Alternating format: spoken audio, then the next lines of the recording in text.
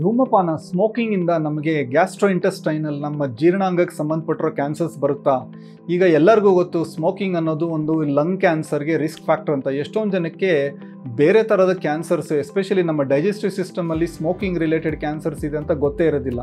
ಈಗ ಸ್ಮೋಕಿಂಗಿಂದ ಯಾಕೆ ಬರುತ್ತೆ ನಮ್ಮ ಗ್ಯಾಸ್ಟ್ರೋಇಂಟೆಸ್ಟೈನಲ್ ಸಿಸ್ಟಮಲ್ಲಿ ಕ್ಯಾನ್ಸರ್ಸು?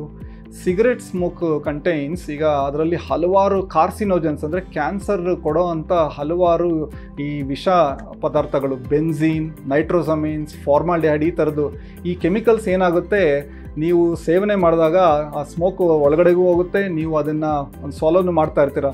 ಇದು ನಮ್ಮ ಒಳಗಡೆ ಶರೀರದಲ್ಲಿರೋ ಒಂದು DNA ಅನ್ನೋದನ್ನು ಅದು ಡ್ಯಾಮೇಜ್ ಮಾಡ್ತಾ ಇರುತ್ತೆ ನಮ್ಮ ಗ್ಯಾಸ್ಟ್ರೋಇಂಟೆಸ್ಟೈನಲ್ ಸಿಸ್ಟಮಲ್ಲಿ.